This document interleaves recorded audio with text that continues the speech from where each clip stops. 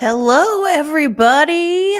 I am Reality Amanda. This is the Souchet. We are talking about Angie K and her scroll today. Excited to see everybody in the chat. Hey, Kathy. Hey, Nastasia. I'm probably mispronouncing that.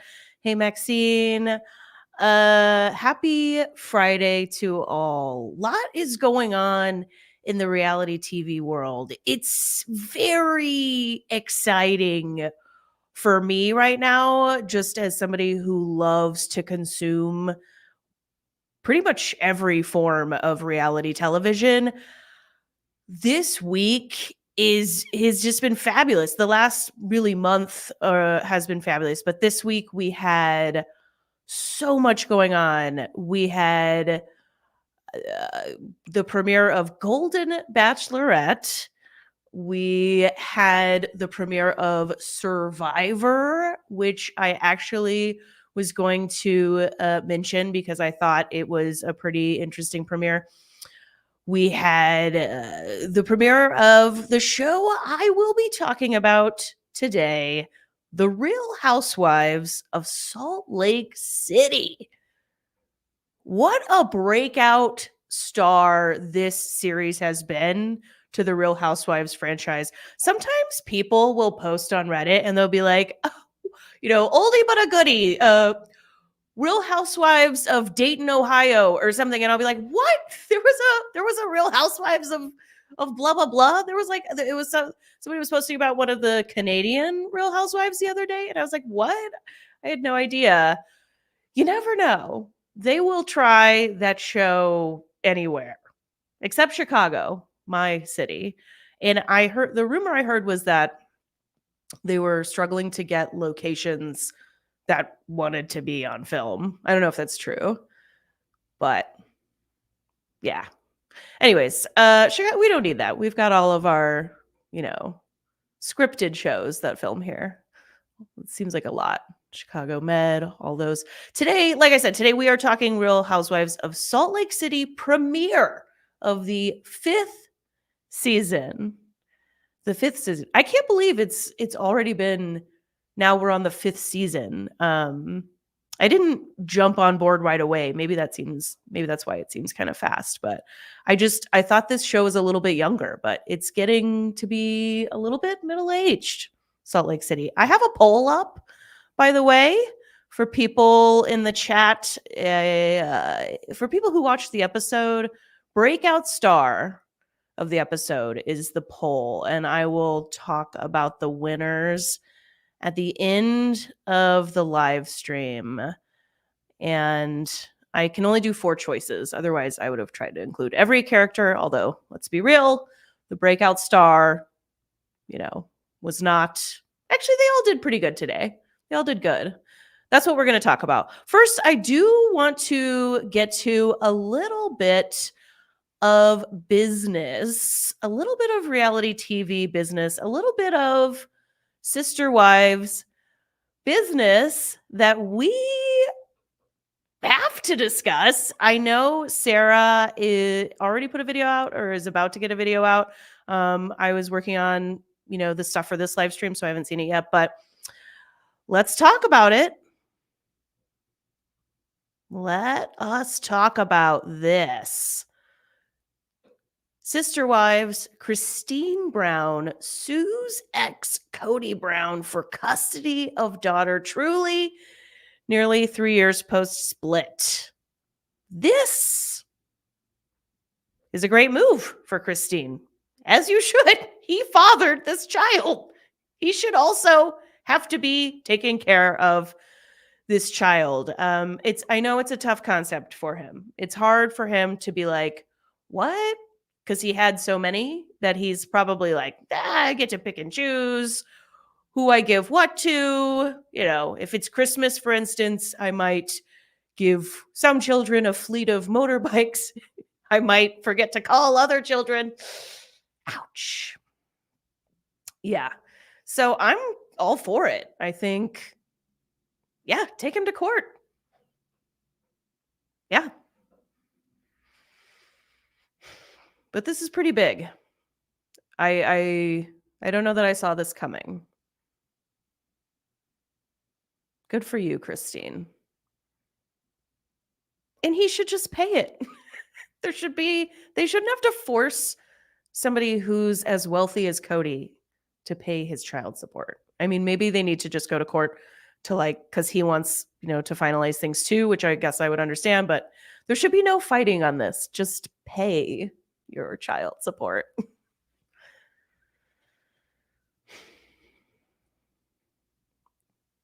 Cody needs to start being held accountable. Yes, he does, Gina. I wonder if he screwed someone over one too many times and she said, "Hold my beer."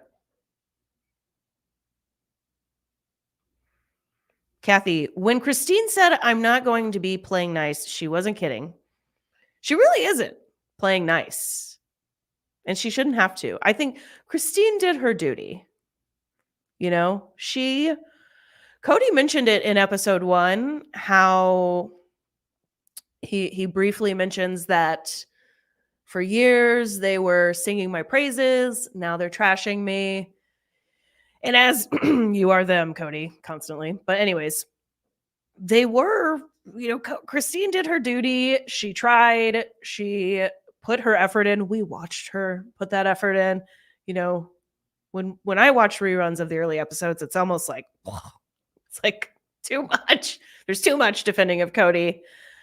So now she's not effing around, as Mary Brown would say. And Cody's finding out.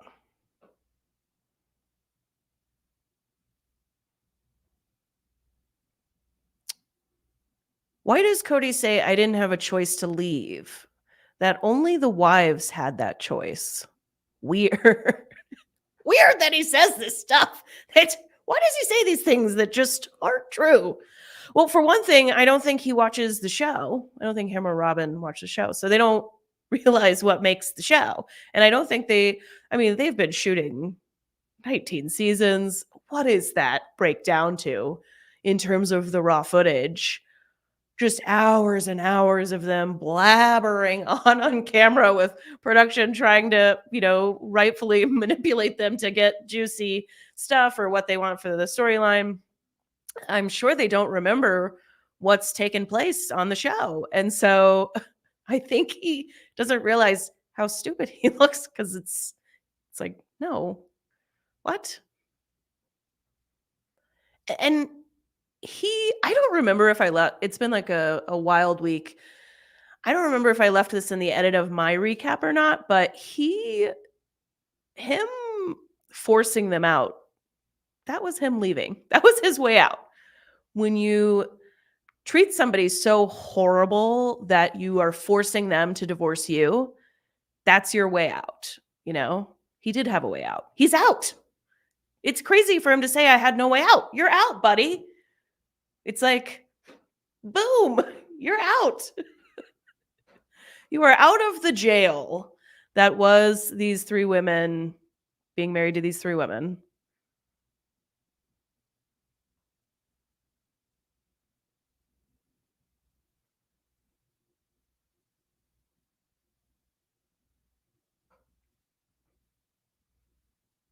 Get him, Christine. Get him. Okay, yeah, watch Sarah's video for more about that. I don't know much else. But yeah, that's crazy when I saw that. I love that they for some reason this picture, a lot of articles still use this in and out picture of the 3 of them. It's like, the last great memory of their family was just this in and out picture. I just see it a lot.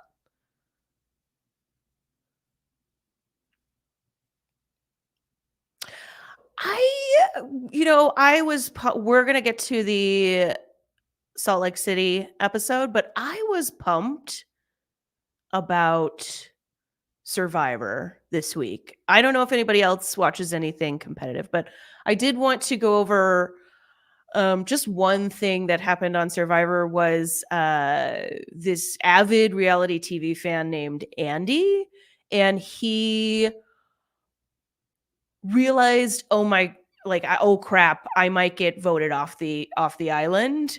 And he kind of had a little bit of a, not a little, I'm doing the opposite of what a entertainer should do. I'm downplaying it. He had a breakdown.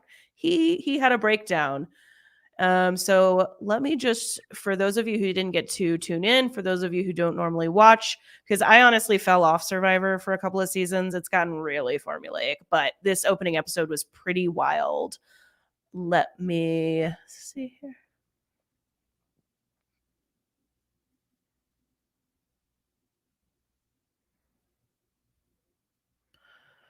All right.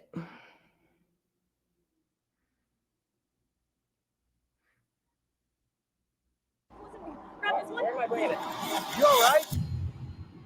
Andy. This is during a challenge. The tribes have gone to a challenge. This young man named Andy has realized he's at the bottom of his tribe. And so he is, well, he thinks he's at the bottom of his tribe. That's what he is assuming. And so this is during their challenge. He's done with his part of the challenge. The rest of his team is doing a puzzle. And a lot of people have gone out in Survivor challenges. So rightly, Jeff is taking this serious.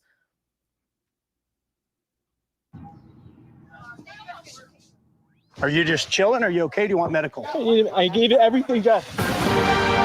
I need everything, Jeff. Oh, you're in good hands. I was going to be booed out tonight. Oh. I gave it everything. Dude. So this goes on, and then they realize medical clears him. He's okay. But Jeff keeps telling him he's still in the game. And he's like, I played a good game. Lost. Yeah. So you are going to tribal. Yeah. But you're still in the game. There's still a lot of game. You're overheated. We're in no rush. Okay. You don't have to worry about anything.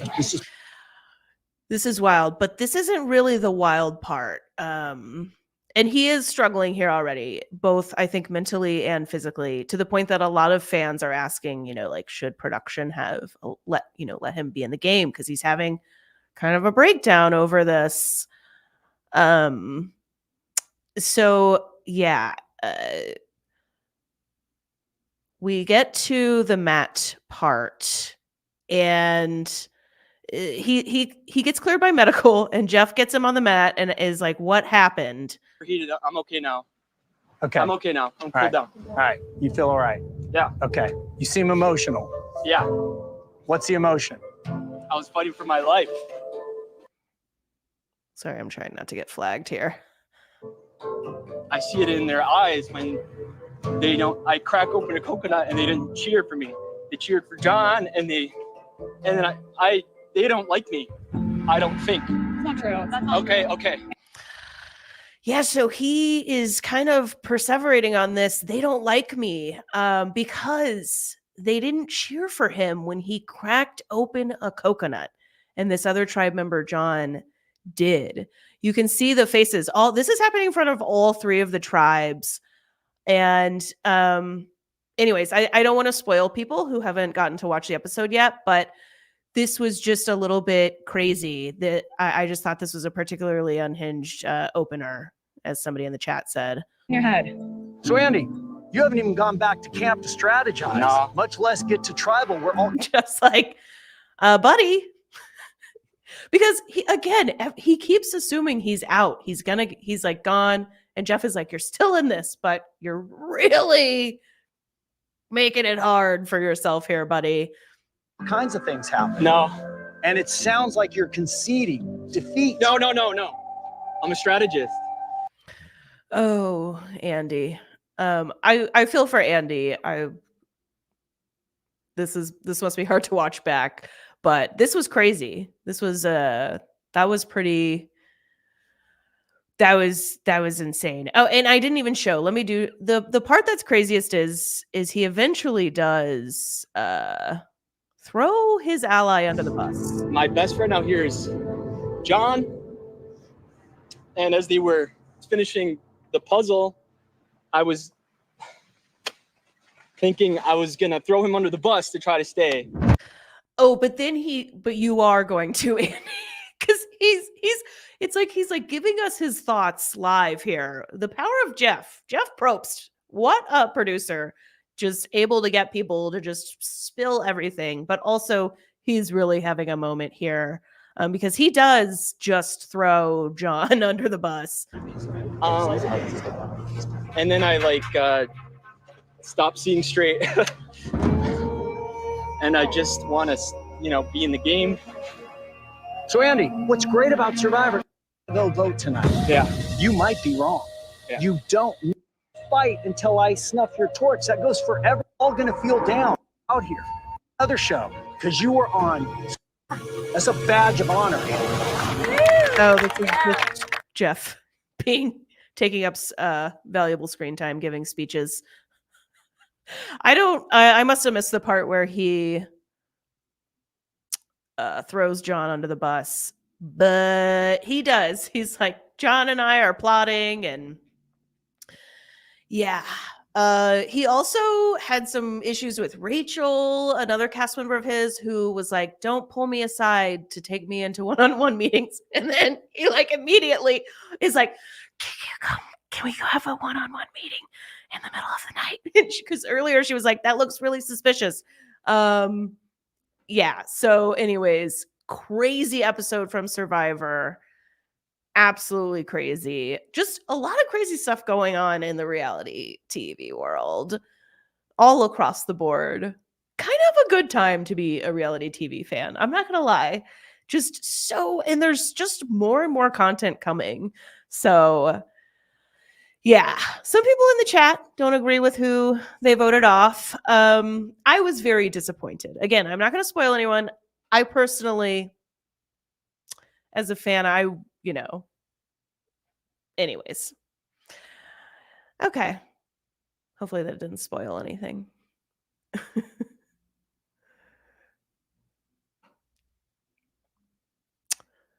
Let's talk Real Housewives of Salt Lake City. By the way, I originally had thought about possibly spending some time talking about like the trailer, hoping they would do their trailer for the rest of the season or episode 2 of Sister Wives. There's nothing for me to talk about. It's the same trailer that we got before the show. So, yeah. Outside of Christine taking Cody for what she deserves, that's all the Sister Wives really there is. Let's get to this juicy thing everyone is talking about in the Bravoverse. This scroll thing with Angie K and the Real Housewives of Salt Lake City. Let me just pull up the Housewives.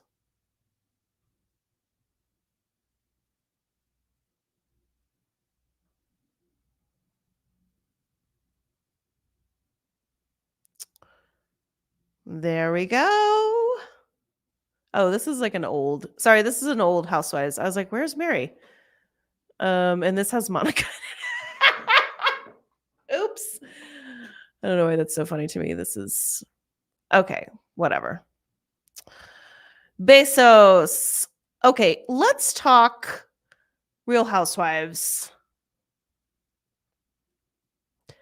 I want to set the scene for everyone on the stream who didn't get to watch the episode yet or hasn't ever watched the show or who forgot what, has gone down in the past. This is the 5th season. Salt Lake City is a breakout star of the franchise, as I said earlier, with 2 notable things happening during and around the show in the first 4 seasons. Number 1 is Jen Shah's arrest for fraud. And let me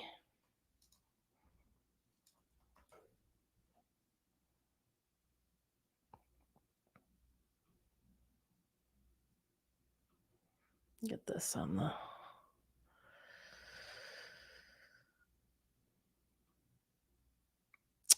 Jen Shah was one of the leads was a leading housewife. She got a lot of screen time on the show, but it is my understanding that she was being investigated for fraud before they picked up the cameras to film her. So this was in the works for a long time, but it did just make for such a juicy plot line on the show. So here's the thing about Jen Shah. She was ripping off the elderly. This is about as villainous as you can get. It's horrible. There's so many deep dives. Oh, these freaking ads. There's so many deep dives and podcasts and video. There's like so much talk about this because it was a juicy case. She was convicted. She is in prison, hanging out with Elizabeth Holmes, making waves because that's what she does. She wants to be famous. She is famous. She wants to be a huge famous celebrity, and so she was gold on the show. She was fireworks on the show. But this made people talk about the show. She's obviously off the show now because she's in prison, like I said. But she was frauding the elderly for like their life savings and stuff. She is a true life villain. This opening episode of episode 5, is like coincidentally, the plot of this episode is that Lisa's mad at Whitney for going on a podcast and calling Lisa a villain, but that is such nothingness compared to actual real life Jen Shah, the actual real life villain, who was running a scam where basically they had people, I don't know if it would be officially a call center, but salespeople who spent their days calling up targeted old people. They paid purposefully to get people older than a certain age and talking them into buying nothing. They were convicted because it was so obvious they were giving nothing in return. They were just stealing these people's money. There was all kinds of evidence, and she was convicted. So that made the show huge, just huge. There is a second thing that made this show big too, though. And that is Reality Von Teese. Okay, here we go.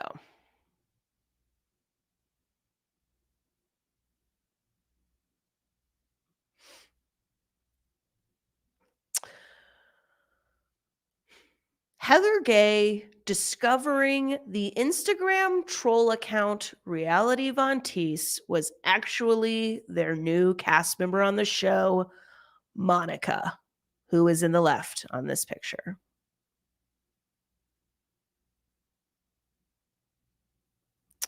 I think stealing from the elderly has to be one of the worst things someone could do, TG. Honestly, outside of like the big, murder and like, yeah, it is because you just think of the people you love who are at risk, like your grandma and stuff. And I'm just like, there's the Bravo Docket podcast did a deep dive, lots of deep dives on this. And so they found audio of the salespeople talking these elderly folks into giving them their credit card number. And then another thing that was like particularly was that the people on the phone would often be like, "Oh, I have a limit. I can't spend as much as you want me to spend." And the salesperson would talk the elderly person through how to get around those like rules that these credit card companies have in place, and partly in place to help prevent stuff like this. So really sinister stuff, really horrific stuff. Kiki, the cast of these shows are so unlikable. I don't know. You don't get on a reality show if you're like Mother Teresa. Like Janelle had a video that came out with people, or maybe it was just a Q&A thing. Somebody had posted her answers and it was really sweet. It was like one of the things that I think struck a lot of people was that this is Janelle from Sister Wives. She had said one of the questions was asking about, anything you regret or what would you do different 20 years ago. And Janelle had said, oh, there was things I was afraid to do, like traveling or moving or things like that. I would just go. I would say, just do it. Don't be afraid. Anyways, it was really endearing. And she came off as a really good person. I mean, if you're on a Bravo show, you're probably not, if you're a lead on a Bravo reality show, I know, like, okay, there's some exceptions, but yeah, these are not the most. It's why it's juicy to watch them, because the same type of person who would be willing to defraud the elderly will, I'll never remember when she threw that like alien party thing. It was crazy. It was insane. Jen is crazy, and that is how she got cast on the show, and that is also how she found herself leading a scheme that would land her in prison. I'm seeing people in the chat not fans of Heather. The picture of Heather is bringing the Heather haters out. Oh, Heather. She wants so badly to be loved. I can relate. So those were the two things. Actually, I didn't really explain it fully. Heather Gay discovering this in the finale of season 4, like that was the second big thing. Discovering that this troll Instagram account, it's where she had the famous receipts, proof, everything. Oh, that was terrible. Receipts, timeline, proof, evidence, everything. Gotta get that vocal frying. That scene is like, what, like I'll never forget that scene.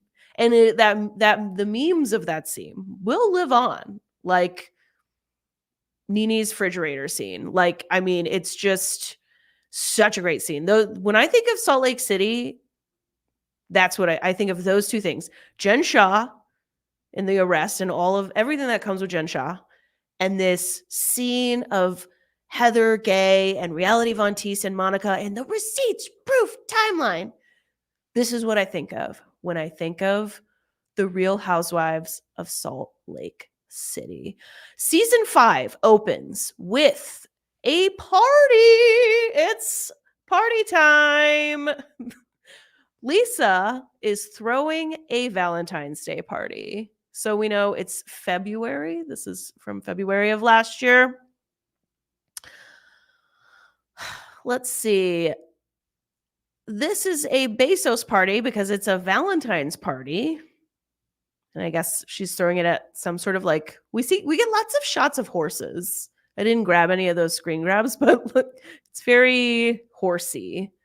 Made me think of Cody's ring.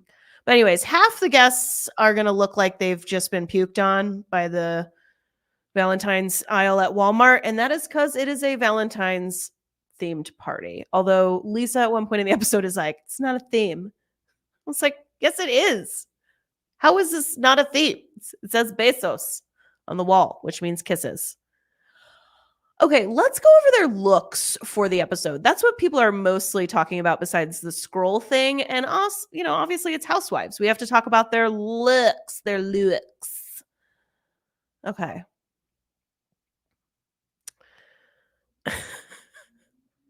I have to start with Bronwyn.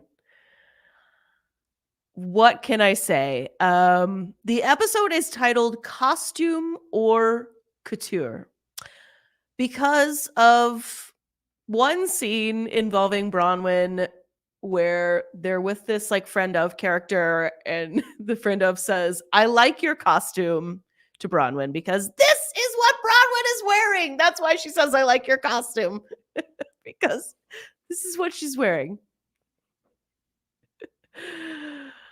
I mean, look at it.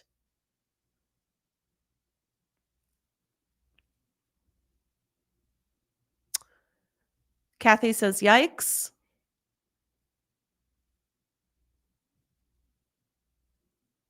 Anne says, ridiculous. Too much money. Yeah, this does scream too much money, doesn't it? She's wearing a heart. She is wearing a heart. A giant heart. But I will say, Bronwyn is the new housewife for this season. She's ostensibly replacing Monica, who was fired. That was kind of scandalous. There was a lot of talk. Basically, most of the off-season talk was it the right choice to fire Monica or not? AKA Reality Von Teese.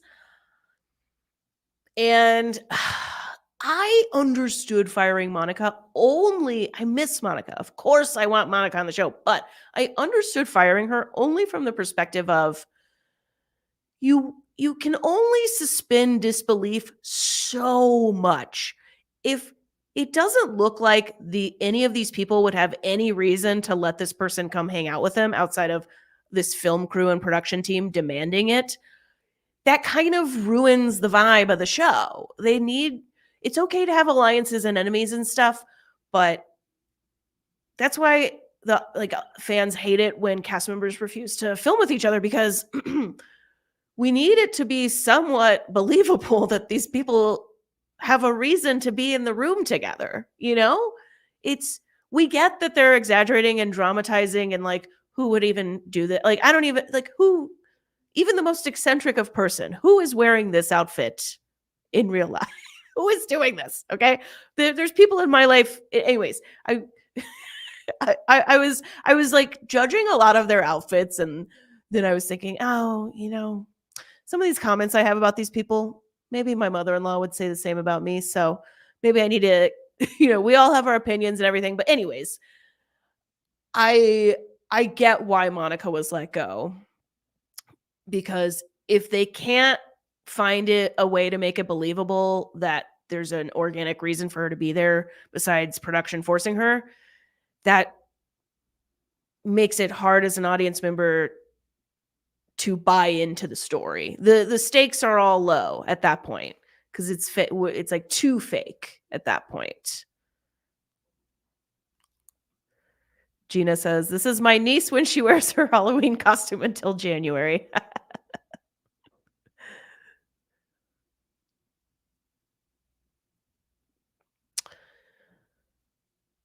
So Bronwyn replacing Monica, that is a big hole to fill.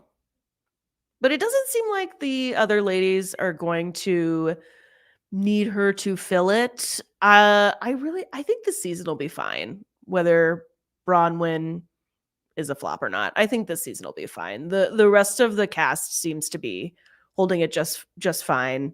And this is the sensible way to come in as a new housewife. I think just she has a couple of fun moments. The splash, the cannonball into the pool, that is really her outfit. And that's not gonna, I did my last live on Real Housewives of Orange County. Anybody keeping up with Orange County, like Katie, the new cast member, Katie is like really struggling because right away she gets into a war with the cast member who brought her on. And so as a new cast member getting in wars right away, episode 1, that makes it tough.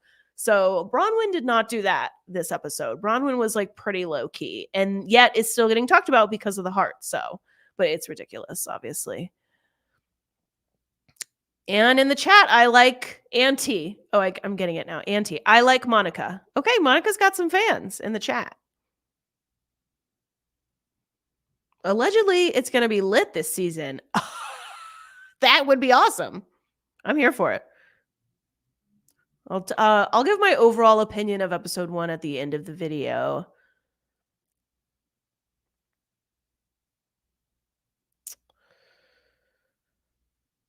This costume, one good thing that Bronwyn would hate me. I keep saying costume. It's a costume, right? Am I crazy? This is a costume. I like to dress weird too sometimes, but this seems super costumey. The thing, if it could if it doesn't need a human in it to keep its shape, it feels like a costume. If it could be a float in a parade, it feels like a costume. Kiki says it looks like a Pride Parade outfit. Yeah. this would go great at Pride. But yeah, very costumey. But one fun thing that this does is it facilitates this amazing scene on this couch with Mary and I think who is a friend of this season in the middle. She didn't get a ton of screen time, but I can only focus on one new person at a time. You know, like I can only handle Bronwyn. It's hard when they throw multiple new people at the same time. But I guess it's episode 1. So this friend of sits down and in front of Mary refers to the outfit as a costume. And then Mary is like, oh no, that's not a costume. It's a coat. Nope. And then now we have a new alliance between Bronwyn and Mary. Look at that. Look at that. I don't know why they really brought Mary back. Are you kidding me? They brought Mary back for these sunglasses, okay?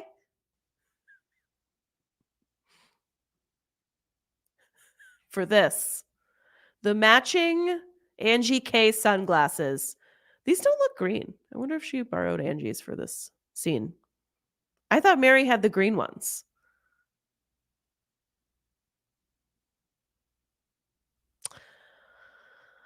This scene was pretty fun.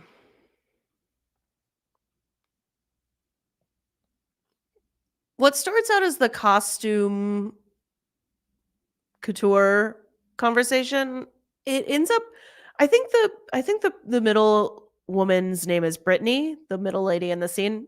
So what happens is somehow the conversation shifts and she starts having a moment where Brittany's like talking to Mary about like how she grew up kind of poor and that she would have to steal bread and put it in her purse. But it ends up being this hilarious Mary moment because only Mary can get away with this.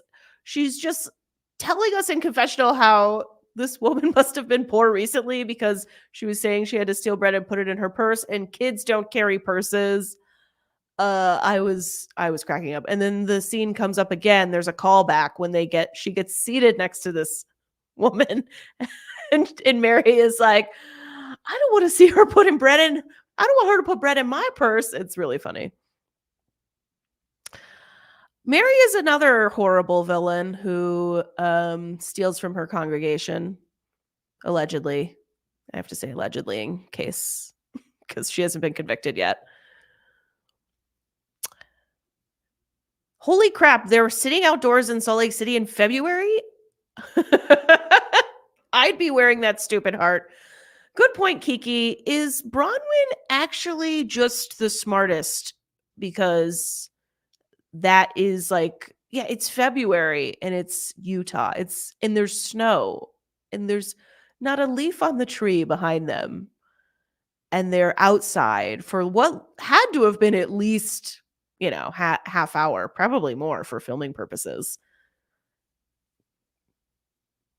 Oof. Hopefully there was some heaters there. I lived in Minnesota for 4 years and it was like being in a coma. It was so cold. Probably maybe colder than Utah, actually.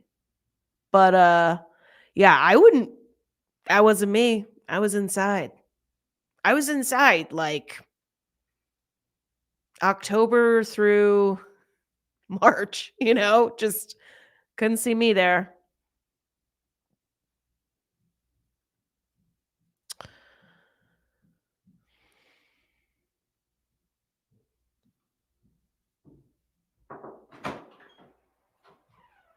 Sorry, are you recording? Yeah, I'm in the middle of a live stream right now. Don't worry, everybody. Just the wife. Always tell your wife when you're live streaming. She might not get the notification. Okay? No, they can't see you, but I can hear you. We're talking about Real Housewives of Salt Lake City. Love you. Love you too. Can you close the door?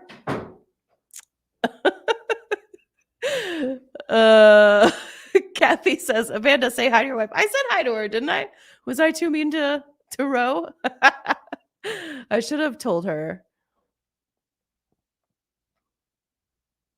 Don't the rich in Salt Lake City have heated driveways? Maxine in the chat asks. Yeah, they probably do. And I was actually thinking when we were talking about how cold it was, there was probably like 14 heaters like placed around the premises. And yeah, that probably helped. If it's a good heater, it does help. But if they bought the heaters from the same place that Chicago bus stops get their heaters, then it wasn't doing much for them, because those heaters at the Chicago bus stops do not keep me warm. No.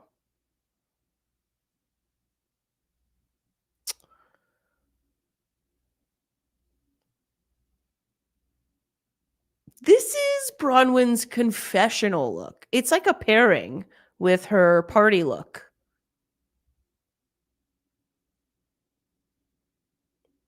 This was like one of the confessional looks that stood out the most to me too.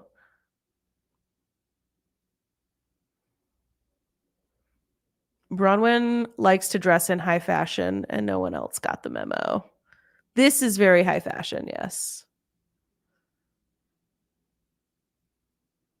She's making a splash. Like, this is a way to make a splash as a new housewife. Like, do it with fashion. I mean, who can forget? What was it, season 1 or was it season 2? Meredith with the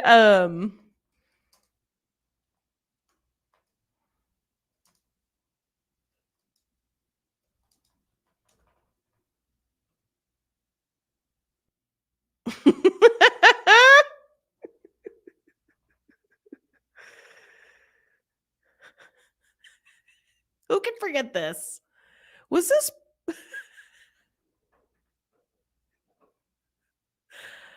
Bronwyn? Meredith and her face mask walked, so Bronwyn and her giant heart coat could run.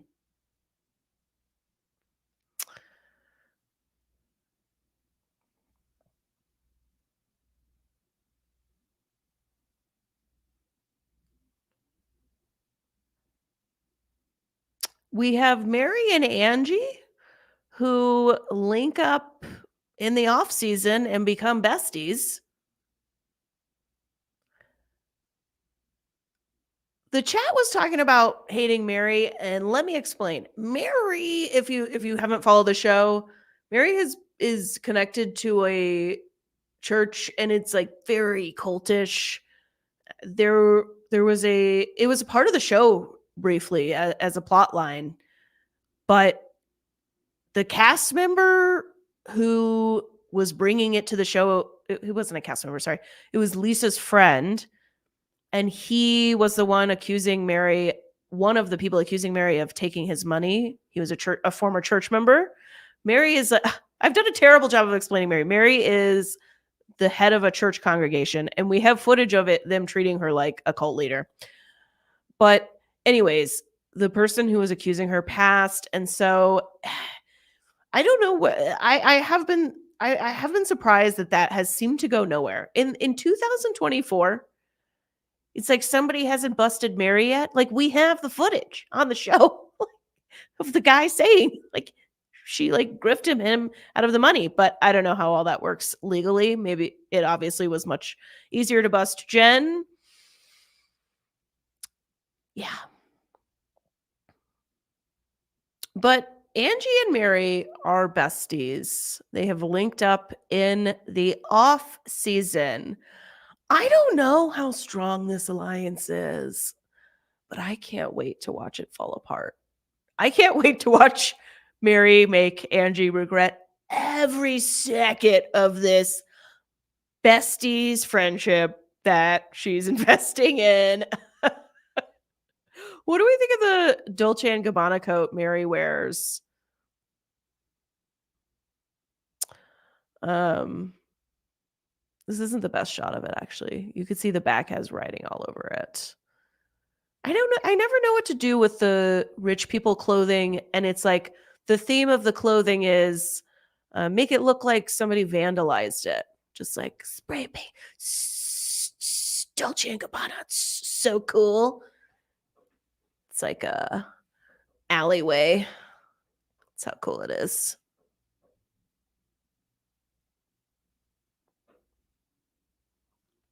Maxine in the chat. It's going to end badly. I just don't see. Yeah, that's like 100% chance of blowing up, right? But I think that's what Angie K wants. I mean, look at Angie this episode. We still haven't gotten to the scroll yet, but Angie stepping it up. That's why I said Bronwyn comes in with the fashion. That's fine because Angie K stepping it up this season. She is doing it.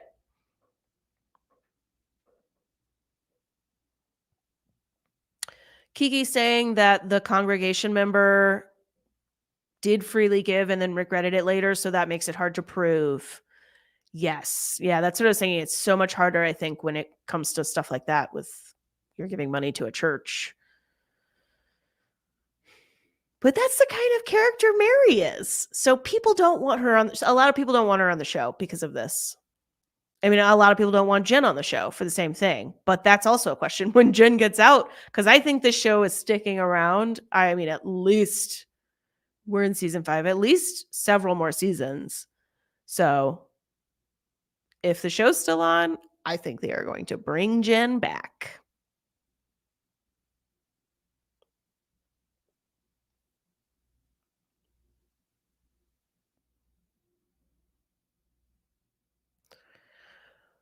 Whitney and her friend in the hot pink suit. I think Whitney looks good here. She does remind me a little bit of the Sarah Jessica Parker character in First Wives Club. The one that's presented as a total gold digger.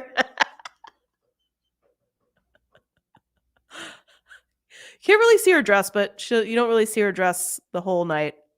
Looks like she's got the heart purse. She's rocking the heart purse. I guess when you wear giant fur coats like that, they're supposed to be big, but it looks huge.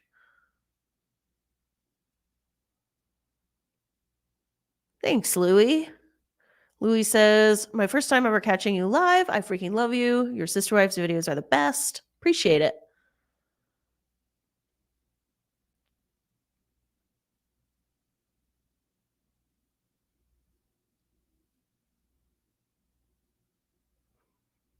Meredith's look is pretty low key, which is fine.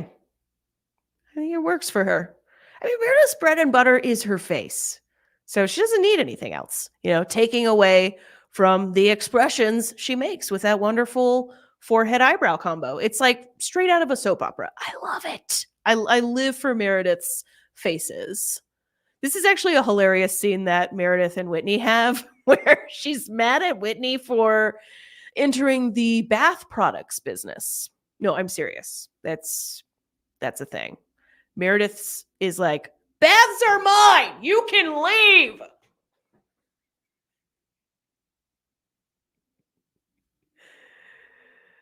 No,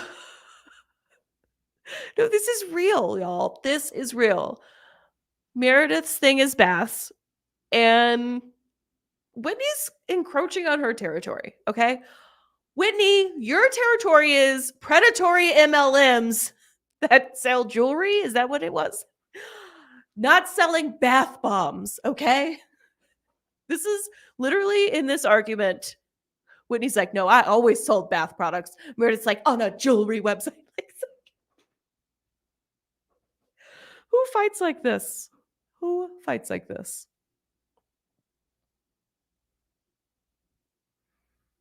Those eyebrows are amazing.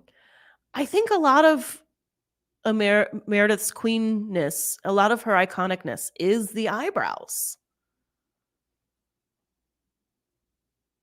As somebody, I really hope she's not watching this. She's going to hate this, but somebody with like my partner, my wife has really hot eyebrows. So I'm like an eyebrow person. So Meredith's got it going on. Maybe Meredith could fly on over to Flagstaff and do her fellow reality star a favor and hook Robin Brown up. Robin looked good in the intro, but Robin a lot of actually not just Robin. Meredith, fly on over next time they're doing confessionals and let's talk to all of these women about how they do their eyebrows. It is hit or miss on the old sister wives front with the brows, but Meredith, yes, amazing eyebrows.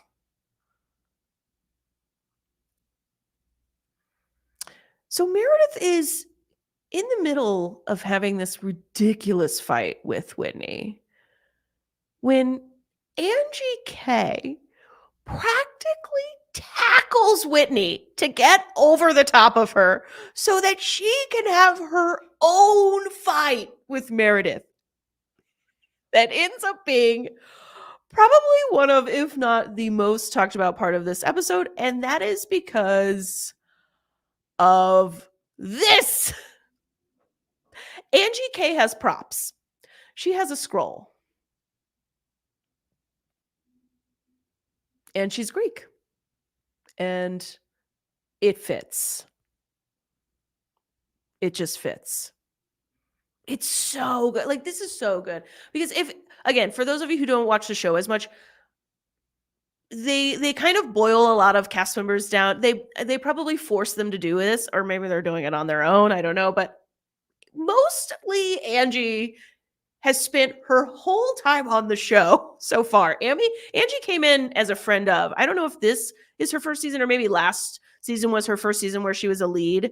But her whole time on the show has mostly been about her Greek identity. And she's so proud of being Greek. And she has her Greek father on a lot. And I think it's really cute. But also people make fun of it a lot because it is so much like it's just very the Greek comes at you strong, like maybe the show was telling her like this is your thing, so you got to say it constantly, but she would reference it constantly her first few seasons on the show.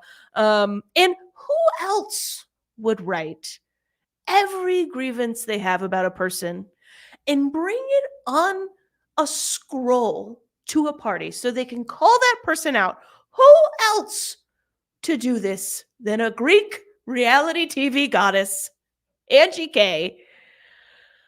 I mean, it would probably be better if there were better grievances Angie had about Meredith, but still,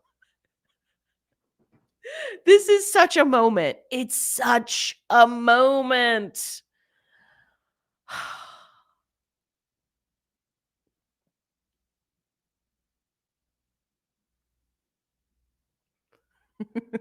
She's in the Greek mafia. That's one of the grievances. She is accusing Meredith of saying that she is in the Greek mafia. How dare you, Meredith?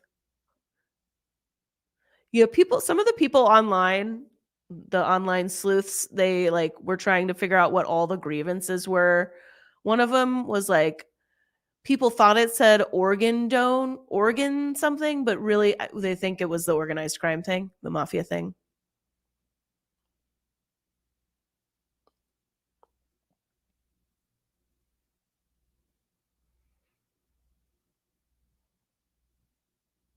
Just a great moment. And she knew it. And she brought that scroll. She knew. She was like, this is going to be my moment.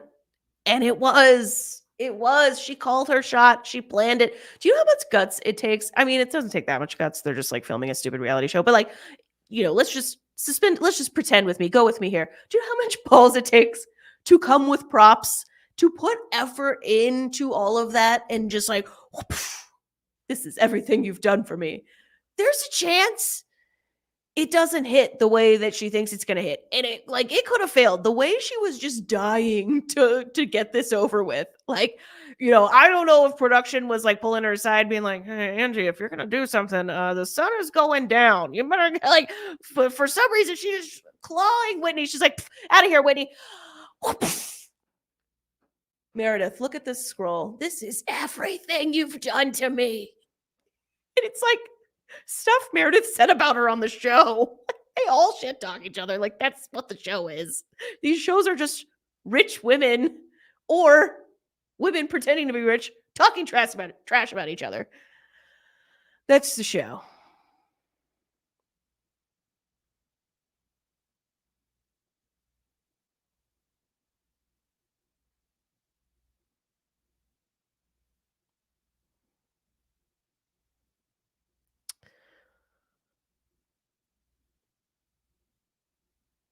I don't think we've gotten through all the looks. Here we go. Lisa, the hostess of the party, the Bezos party. I mean, it's like, I think she looks fabulous. I'm a lesbian. I'm never going to bash a woman in a white suit. It's just not going to happen. She looks great. She pulls it off. She is the moment here. Even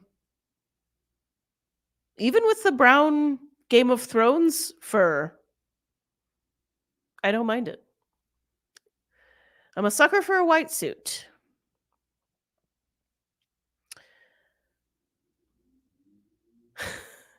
Okay, Heather looks hot here, but it's approaching blow up doll. Also, the heart's kind of sticking out. A little bit reminds me of like tumors.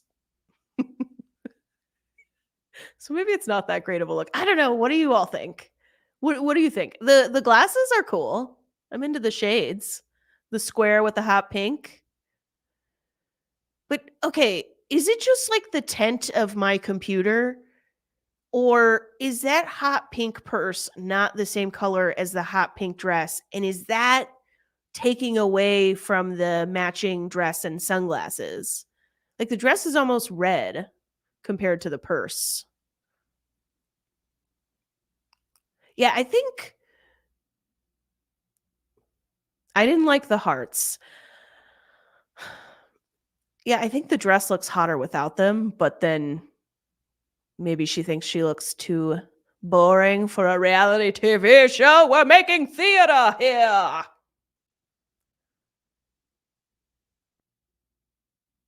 Okay. Purse is a different color. Thank you, Kathy. It's not just me. Yeah, I think that's the dropped ball. If you're gonna go to the risk of wearing this, you should match the purse color, I think. But she does look hot. And like Heather is totally in her, post weight loss. She talks about it very publicly all the time. Glow. And I also think she is doing a lot in this department. I think this is a canvas for Heather, and she's still painting on it, if you know what I mean. She's getting work done, okay? She's getting a little bit of work, but Heather's looking good. She's looking hot. But yeah, maybe match the purse color next time. Random Stuff Daily says, yeah, the hearts are awkward. And then she paired it with a Barbie purse. Wouldn't put her as first place on the fashion. That reminds me, I want to see who, for those of you who watch the episode, I want to see who is winning the poll. Let me see. Angie K with her scroll. Maybe I biased everybody by putting that in the title. Her card is how many kind of right now, right? I have a poll up here if and like for the biggest star of the episode. They only let me do four choices, so it was Bronwyn, Angie K, Mary, and Lisa. Okay, that's still up if you want to vote. The real fireworks start for this episode when everyone goes inside the barn, the Bezos barn, to have dinner. Oh man, I grabbed so many shots of these. I was going to maybe use this for the thumbnail. Oh, Meredith was just going, these shots of Meredith were so great. The camera loves Meredith, and she's so expressive, just constantly making gifs. So 1 minute they're all eating, the next it's a screaming match. And how do we get there? Well, the chaos starts with Lisa, who, in my opinion, is way too mad at Whitney for this thing. I mean, it's kind of convenient because like we need something to spark for all these fireworks for the episode. But Lisa is mad at Whitney for going onto a podcast and calling Lisa a villain. Like, are you serious? That is what's making Lisa's blood boil? A podcast? Please, this is so stupid. And honestly, we already have so much fluff on the OC. We don't need 2 Housewives shows devolving into constant fights that are like, you said this about me to this blah, blah, blah, and this. It's like, no, this is our action show, okay? Let's do a little bit better than the podcast. But like I said, it is a convenient fight, and Lisa does seem really angry about it. Again, this is a fight over Whitney going on podcast and saying Lisa was the villain of the show. It's like almost a compliment to like people like me, but whatever. Lisa's pissed. Thank you, Maxine. My teenage sons have called me worse. Thank you. Right? Like this is like when Angela called Lisa. What did she call her? She called her a twit. And this is Big Brother talk now. Angela, who has been killing it entertainment-wise, who I used a few clips of her in my recap of the Sister Wives episode. Angela called Lisa a twit, and Lisa was like, oh, a twit? You called me a twit? Oh, you're canceled. Canceled. You are canceled, Angela. I was like, what? It's not even that bad. It's not even that bad of a thing. Whitney just said you were the villain. I don't know if it's true. I think Jen very clearly has been the villain. Let's see. It was Jen and then Monica. I really don't see Lisa as the villain. But didn't think it was that bad. But it works because here's what happens. They all start screaming at each other, and Whitney takes a misstep here. This is the face of somebody who is about to make a huge mistake, because in their back and forth, Whitney defending herself for going on the pod, instead of just like a normal person like I've been doing, being like, what are you talking about? Who cares? It's not that big of a deal. Instead, Whitney says, I have never lied, ever. Stop defaming my character. I have never even thought of lying. And well, you were lying as you said that sentence, Whitney, because they have the receipts. Heather starts right away with Whitney lying about Heather last season. If you'll all remember, there was this hilarious scene where, Whitney accuses Heather of putting stuff in Heather's book that Whitney didn't approve of. And Heather is like, oh, no. I read you word for word, every single word in that book, and you told me it was fine. And then it went from that to Whitney chasing Heather around saying, you violated my hoo-ha, you violated my hoo-ha. It was just a crazy scene. But Heather's reminding Whitney of that scene in this episode 1 moment. Meredith has like 20 things Whitney's lied about, and it's a pile on. Everyone jumps in. Everyone just names off every time Whitney's made up a lie, which is a lot because Whitney is a production darling. And so Whitney will do anything production wants her to, which means she'll make up anything and say anything. And she'll say like, I saw in a bathroom stall, call 1-800 good times for Heather. That was about you, Heather. Like she'll just say anything.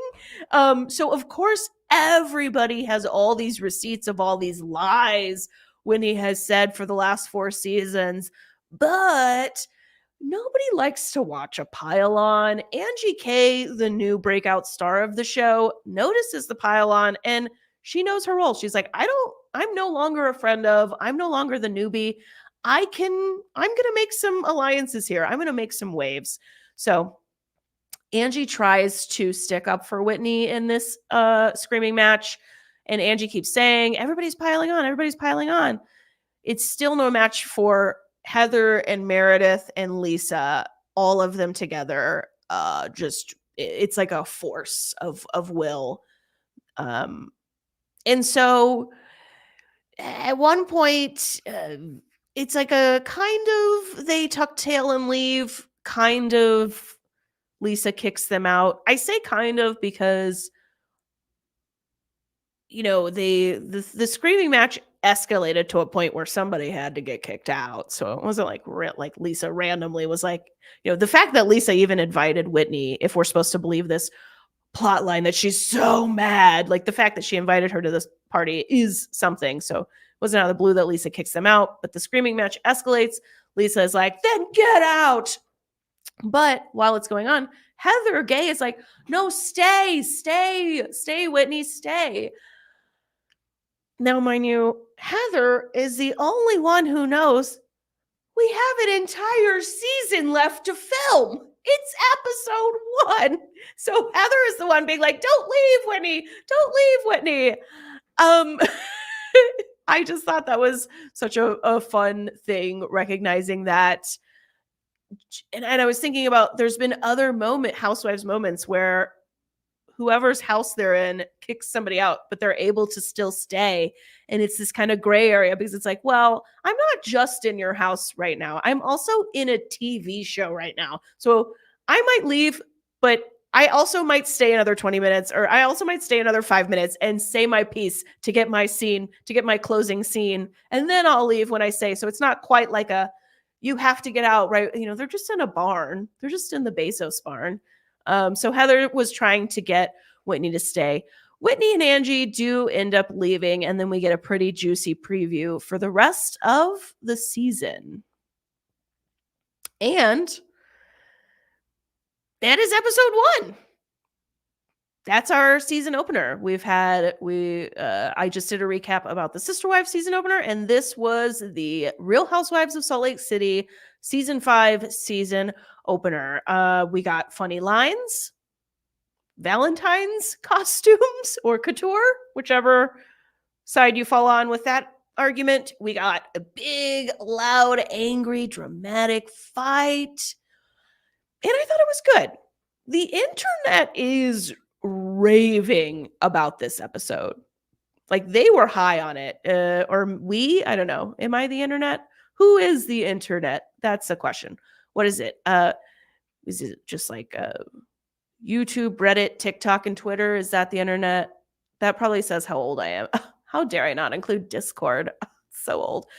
Anyways, everybody online seems to really have loved this opener, and I thought it was a good opener. Again, the stakes I need high stakes. I talk about stakes a lot in my recaps. A scene that has high stakes is way funnier than a scene that has low stakes. A scene that has high stakes and is meant to put you on the edge of your seat because they're screaming and yelling or fighting, that's way more interesting than a scene with low stakes where they're screaming and yelling and fighting. So for me, the thing that keeps it from being just like a stellar home run episode is the stakes. The whole thing is centered around this plot line of Whitney going on a podcast. That's such a weak plot line.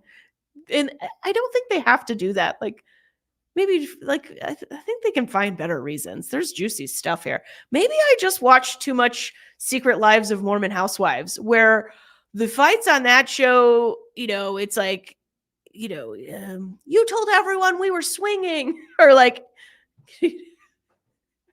there were some lame fights on that show too, but I think it's got to be high stakes stuff for me as a viewer. I need real stuff that's believable. And then all the other antics, that stuff's great.